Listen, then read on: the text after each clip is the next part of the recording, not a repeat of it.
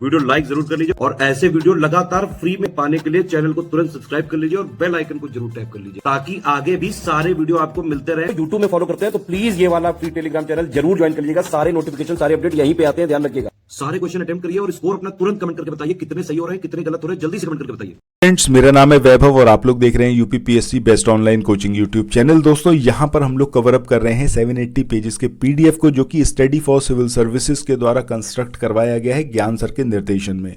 ये पीडीएफ अपने आप में मोर देन सफिशिएंट है किसी भी परीक्षा को क्वालिफाई करने के लिए। तो यहां पर आप लोग मेरे साथ में इन पूरी पीडीएफ को कवर अप कर सकते हैं वीडियो सीरीज के माध्यम से। कहीं कोई अगर आपको प्रॉब्लम आती है कमेंट सेक्शन में आप पूछ सकते हैं, और अगर इस पीडीएफ को आप पाना चाहते हैं तो इसके लिए स्टडी फॉर सिविल सर्विसेज के ऑफिशियल कॉन्टैक्ट नंबर्स पर आप बात करके उनसे इस पीडीएफ की डिमांड कर सकते हैं। ऑफिशियल कॉन्टैक्ट नंबर आपको मिलेंगे डिस्क्रिप्शन बॉक्स में, वहां पर जाइएगा, उन नंबर्स पर कॉल करके बात करिएगा। बहरहाल यहां पर फ्री ऑफ कॉस्ट आप यहां पर देख सकते हैं, इस पीडीएफ को मेरे साथ कवर अप कर सकते हैं। थोड़ा सा टाइम लगेगा बट थोड़ा सा पेशेंस रखिए और अपने माइक्रो नोट जरूर बनाइएगा ताकि उन माइक्रो नोट्स के माध्यम से आप एग्जामिनेशन के मोमेंट पर सारी चीजों को कवर अप कर सकें। सो यहां पर हम बात करते हैं सबसे पहले आज इंडस वैली सिविलाइजेशन की एक साइट जो कि है आपकी धौलावीरा। अब धौलावीरा के बारे में क्या कुछ इंपॉर्टेंट है, क्या कुछ जानना बहुत जरूरी है और एग्जामिनेशन में पूछा जाता है। कुछ एक पॉइंट है इंडस वैली सिविलाइजेशन की साइट्स के, जैसे कुछ विशेषताएं पर्टिकुलरली तो वहां पर हैं ही। इसके अलावा वो कौन सी रिवर के किनारे है, पर्टिकुलर लोकेशन क्या है उसकी, ठीक है, और एक्सटेंट क्या है, ये सारी चीजें आपसे पूछी जाती हैं। सो जब हम धौलावीरा की बात करते हैं तो ये जो धौलावीरा है जो भारत में राखी गढ़ी के बाद हड़प्पा सभ्यता का दूसरा सबसे बड़ा स्थल है, यानी कि राखी गढ़ी ये सबसे बड़ा स्थल है और सेकंड प्लेस पर आता है आपका धौलावीरा, जो कि हिंदुस्तान में आईवीसी यानी कि इंडस वैली सिविलाइजेशन की दूसरी सबसे बड़ी साइट है। सो इसके बारे में विशेषता पहली तो यही हो गई कि ये दूसरी सबसे बड़ी साइट है इंडस वैली सिविलाइजेशन की, जो कि हिंदुस्तान में है। कहाँ पर लोकेटेड है, तो वो है आपका कच्छ, गुजरात में इसकी लोकेशन है। और इस नगर की बात करें तो इस नगर को आयताकार बनाया गया था, मतलब इसका जो शेप है वो कैसा था, आयताकार। कौन थे, किसने इसको खोजा और कब इसका उत्खनन किया गया? सो उत्खनन किया गया 1992 में। किसने किया? ये थे आपके RS विष्ट, इनके द्वारा इसका उत्खनन किया गया 1992 में। आगे हम बात करें धौलावीरा की, तो धौलावीरा ये जो पूरा स्थल है बहुत ज्यादा इंपॉर्टेंट है और यहां पर एक विशाल स्नानागार यानी कि नहाने का यहाँ पर स्थान मिला है। इसके अलावा यहाँ पर जलाशय से रिलेटेड इंफॉर्मेशन भी जब इसकी खुदाई हुई तो प्राप्त हुई है। इसके बाद नेक्स्ट हम बात करते हैं सुरकोटदा की। अब ये जो सुरकोटदा साइट है ये कहाँ पर लोकेटेड है, तो ये भी कच्छ जिले में है। कहाँ पर? गुजरात में। यहां से मिला क्या? यहां से मिले एक कब्रिस्तान से कलश शवाधान के साक्ष्य मिले हैं। बहुत इंपॉर्टेंट स्पेसिफिकेशन है इस पर्टिकुलर साइट के बारे में, सुरकोटदा के बारे में। यहां पर कब्रिस्तान से कलश शवाधान प्राप्त हुए हैं और यहां से घोड़े की हड्डियां भी यहां से मिली हैं।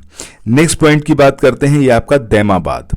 अब दैमाबाद के बारे में भी वही चीज कि कौन सी रिवर, कौन सा मतलब पर्टिकुलर लोकेशन, तो प्रवरा नदी के किनारे ये साइट है और ये आपका अहमदनगर महाराष्ट्र में ये साइट लोकेटेड है। अब ये जो है आपका सिंधु घाटी सभ्यता का सबसे दक्षिणी स्थल है। ये बहुत इंपॉर्टेंट पॉइंट है दैमाबाद के बारे में।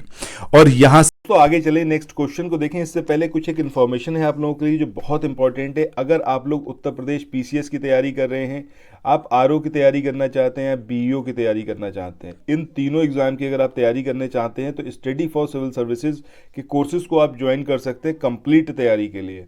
ये वन स्टॉप डेस्टिनेशन है। यहाँ पर आपको सब कुछ मिलेगा, जिसमें स्टडी मटेरियल रहेगा, टेस्ट सीरीज रहेंगी, पेड क्विज रहेंगी, सब कुछ आपको एक ही जगह पर मिलेगा। और ये सब कुछ सफिशिएंट होगा आपके एग्जाम को क्रैक करने के लिए, एग्जाम को निकालने के लिए। लेटेस्ट ग्रुप स्टार्ट हो चुके हैं और उन ग्रुप में आपको एडमिशन लेने के लिए सिंपली जो ये नंबर मैं आपकी स्क्रीन पर लिख रहा हूँ, इन नंबर्स पर आप कॉल कर सकते हैं। 8564880530 इस नंबर पर आप संपर्क कर सकते हैं। इसके अलावा 9696066089 इस नंबर पर कांटेक्ट कर सकते हैं, या फिर आप 7523864455 इन तीनों में से किसी भी नंबर पर कॉल करके आप हमसे संपर्क कर सकते हैं और ये लेटेस्ट ग्रुप जो है इसमें आप एडमिशन ले सकते हैं। से रथ चलाते हुए मनुष्य, सांड और गेंडे की आकृतियां प्राप्त हुई हैं और यहां से कुछ ऐसे मृदभांड मिले और जो आपका सैंतव लिपि की एक मुहर यहाँ से मिली, इसके अलावा यहाँ से तश्तरी मिली, प्याले मिले, ये सारे साक्ष्य यहाँ से प्राप्त हुए हैं। इसके बाद अगली इंपॉर्टेंट साइट राखीगढ़ी, जिसके बारे में अभी हमने जाना है कि भैया ये इंडिया में आईवीसी की सबसे बड़ी लोकेशन है। उसके बाद सेकंड प्लेस पर धौलावीरा आती है। सो राखीगढ़ी ये एग्जैक्टली कहाँ पर है, तो हिसार जिले में घग्गर नदी के किनारे हरियाणा में ये लोकेटेड है। इसकी खोज 1969 में किसने करी, सूरज भान ने करी, पूछा गया क्वेश्चन है। और ये जो है हिंदुस्तान का सबसे बड़ा सैंधव स्थल है। नेक्स्ट बात करें हम रोपड़ की। रोपड़ कहाँ पर लोकेटेड है, पंजाब में, सतलज रिवर के दाहिने किनारे पर। ये भी पॉइंट याद रखिएगा, दाहिने किनारे पर है या फिर बाएं किनारे पर। सो दाहिने किनारे पर ये रोपड़ साइट है।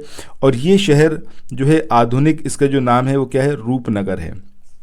इसकी खोज किसने करी, बीवी लाल ने 1953 से लेकर 1955 में की थी। और इस स्थल की खुदाई यज्ञदत्त वर्मा ने कराई थी। और यहाँ से जो मिला है वो आपका सेलखड़ी की यहाँ से मोहरें मिली हैं। इसके अलावा मृदभांड यहाँ से मिले, तांबे के वाणांद यहाँ से मिले। इसके अलावा कुल्हाड़ी भी यहाँ से प्राप्त हुई है। और यहाँ से मनुष्य के साथ पालतू कुत्ते के दफनाए जाने के साक्ष्य भी प्राप्त हुए हैं। सो रोपड़ के बारे में हमने काफ़ी कुछ जाना। हमने ये जाना कि यहाँ पर मनुष्य जो कुत्ते को पालते होंगे, तभी फाइनली जब उसको मतलब इंसान जब मर जाता होगा तो उसके साथ कुत्ते को भी दफनाए जाने के यहाँ से साक्ष्य मिले हैं। कुल्हाड़ी यहाँ से मिली, कुल्हाड़ी के अलावा यहाँ से तांबे के वाण यहाँ से मिले, सीलखड़ी की मोहरें मिली, मृदभांड मिले, ये सारी चीज़ें यहाँ पर मिली हैं। नेक्स्ट साइट की बात करें, ये है आपका रंगपुर। अब जो रंगपुर साइट है ये एग्जैक्टली कहाँ पर है, तो ये आपका सौराष्ट्र क्षेत्र में है, जो कि गुजरात की एक साइट है और मतलब गुजरात की एक लोकेशन है। और यहाँ से प्राक हड़प्पा यानी कि जो प्री मैच्योर हड़प्पन सिविलाइजेशन था, और हड़प्पा और उत्तर हड़प्पा काल, तीनों के साक्ष्य मिले हैं। बड़ा इंपॉर्टेंट है। रंगपुर की बात करते हैं तो प्री मैच्योर, मैच्योर और पोस्ट मैच्योर तीनों ही जो हड़प्पन वो है काल है, उसके साक्ष्य यहाँ से मिलते हैं। और यहाँ से आगे हम बात करें तो यहाँ से जो वनस्पति के अवशेष मिले, उसके आधार पर यह बात बोली जा सकती है कि यहाँ के जो लोग थे वो चावल, बाजरा और ज्वार की खेती किया करते थे। इसके बाद आगे बढ़ते हैं और नेक्स्ट साइट जो कि काफ़ी इंपॉर्टेंट है वो है आपकी वनावली। वनावली के बारे में भी एग्जैक्टली कहाँ पर, कौन से स्टेट में, तो हरियाणा में है, हिसार जिले में ये लोकेटेड है। और यहाँ पर 1973-74 1973-74 में RS विस्ट द्वारा इसका उत्खनन कराया गया। और यहाँ मिला क्या, यहाँ मिली मातृ देवी की मिट्टी की आकृतियां और खिलौना हल यहाँ पर मिले, मतलब हल की शेप के खिलौने यहाँ पर प्राप्त हुए हैं। और पक्की ईंटों के बने हल का एक प्रतिरूप जो है वो वनावली से प्राप्त हुआ है। बड़ा ही इंपॉर्टेंट फैक्ट है ये, और एग्जामिनेशन में पूछा गया है इससे रिलेटेड क्वेश्चन। पकी हुई ईंट का बना हुआ एक हल की आकृति वो है यहाँ पर वनावली में मिली। नेक्स्ट बात करें आगे हम, तो काले रंग की आकृतियों से चित्रित लाल मृदभांड ये हड़प्पा स्थल की विशेषता है। ठीक है, यानी कि जो यहाँ पर मृदभांड मिले, मिट्टी के जो आपके जो बोलते हैं ना मृदभांड, ठीक है, घड़े, मिट्टी के बर्तन या फिर मिट्टी घड़े, वो जो मिले उन पर काले रंग की आकृतियों से चित्रित था। और वो कैसे थे, आपके लाल रंग के थे, मतलब टोटल उसका बेस जो था वो रेड कलर का था, उस पर ब्लैक कलर से आकृति बनाई गई थी। नेक्स्ट पॉइंट की बात करें तो अगला पॉइंट है जिसमें बात हो रही है कि भारत की स्वतंत्रता के पश्चात हड़प्पा सभ्यता के जो सबसे ज्यादा स्थल खोजे गए वो कहां से खोजे गए, गुजरात से खोजे गए। इसके बाद अगले पॉइंट की बात करें, अगला पॉइंट यहां पर कहता है कि हरियाणा के जो वनावली है यहां से जो पकी मिट्टी की हल्की आकृति प्राप्त हुई है, इसको अभी हमने यहाँ पर कवर अप करा है। इसके बाद मोहनजोदड़ो की बात करें तो मोहनजोदड़ो से कुबड़ वाले बैल की आकृति की मोहर प्राप्त हुई है। और सिंधु सभ्यता की मोहरों पर सर्वाधिक अंकन जो है वो एक श्रृंगी पशु का है, उसके बाद जो है वो कुबड़ वाले बैल का अंकन है। तो ये पॉइंट जरूर याद रखिएगा कि सिंधु घाटी सभ्यता की जो मोहरें मिली उस पर सर्वाधिक अंकन जो मिला वो एक श्रृंगी पशु का मिला है। उसके बाद सेकंड प्लेस पर आता है आपका कुबड़ वाले बैल का अंकन जो मोहरें हैं। ठीक है, इसके बाद नेक्स्ट पॉइंट की बात करें कि लोथल और कालीबंगा ये दोनों ही ऐसी साइट्स है जहां से अग्निकुंड प्राप्त हुए हैं। सिंधु सभ्यता की जो लिपि है वो कैसी थी, आपकी भाव चित्रात्मक थी। इस पॉइंट को भी याद रखिएगा। नेक्स्ट पॉइंट की बात करें तो सिंधु सभ्यता के वासियों के नगरों तथा घरों के जो विन्यास के लिए ग्रिड पद्धति इसको अपनाया गया, बहुत इंपॉर्टेंट है। एग्जामिनेशन में ये पूछा गया है कि किस पद्धति को अपनाया गया, तो ग्रिड पद्धति को अपनाया गया। और सिंधु सभ्यता के घरों की जो खिड़कियां हैं और जो दरवाजे हैं वो मुख्य सड़क की ओर ना खुलकर गली की ओर खुलते थे, मतलब मेन सड़क में नहीं खुलते थे, गली की तरफ ये खुलते थे।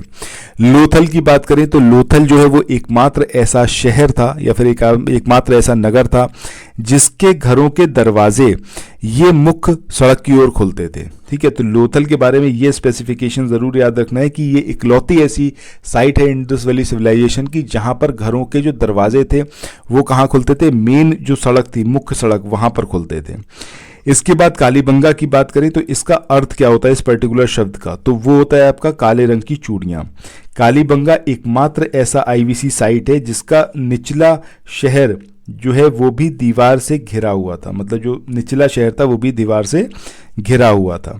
इसके बाद नेक्स्ट पॉइंट की बात करें कि सिंधु सभ्यता में जो लेन देन होता था उसके लिए वस्तु विनिमय प्रणाली, यानी कि जिसमें अगर आपको गाय चाहिए और मेरे पास गेहूं है, ठीक है, तो मैं अगर मतलब आपको गेहूं चाहिए और मुझे गाय चाहिए, तो और दोनों के पास सेम चीज़ है, तो हम लोग क्या कर सकते हैं, उसको एक्सचेंज कर सकते हैं। तो ये वस्तु विनिमय जो प्रथा थी उसको यहाँ पर, मतलब पूरे सिस्टम को यहाँ पर अपनाया जाता था। मृतकों के संदर्भ में जो समाधिकरण है, आंशिक समाधिकरण है और दाह संस्कार है, ये तीनों ही तरीके का यहाँ पर प्रचलन था। तीनों सिस्टम होते थे, मतलब यहाँ पर लोगों को दफनाया भी जाता था, यहाँ पर उनकी समाधि बनाई जाती थी, दाह संस्कार भी किया जाता था। इसके बाद आगे बढ़ते हैं नेक्स्ट पॉइंट पर। इस पॉइंट पर यहाँ पर बात हो रही है कि सिंधु सभ्यता से प्राप्त जो मोहरे हैं उसमें पीपल वृक्ष की आकृति मिलती है। इसके बाद नेक्स्ट पॉइंट की बात करें कि सिंधु घाटी सभ्यता के पुरास्थल मोहनजोदड़ो और लोथल से नाव के चित्र या फिर मॉडल जो हैं वो यहाँ से प्राप्त हुए हैं। सो यहीं पर दोस्तों आज के इस वाले सेशन को एंड करते हैं। मिलते हैं नेक्स्ट वीडियो में, और नेक्स्ट वीडियो में हम लोग आगे कुछ इंपॉर्टेंट पॉइंट्स देखेंगे जिसमें आपका सिंधु घाटी सभ्यता की कुछ प्रमुख विशेषताओं को कवर अप किया जाएगा। इसके बाद जो सिंधु घाटी सभ्यता है उसमें कुछ बाकी रह नहीं जाएगा। उसके बाद फिर नेक्स्ट जो हमारा चैप्टर है इसमें हम लोग वैदिक संस्कृति को शुरू करेंगे। सो ज़रूरी ये है कि आप लोग हर एक वीडियो को कंप्लीट देखें, और जैसा मैंने आपको बोला है कि आप लोग कहीं जो है अपने माइक्रो नोट्स ज़रूर बनाकर रखें ताकि सारी चीज़ें माइक्रो नोट्स की फॉर्म में आपके पास हों। सो फिर मिलते हैं नेक्स्ट वीडियो में। Till then thank you so much, have a nice day, bye bye.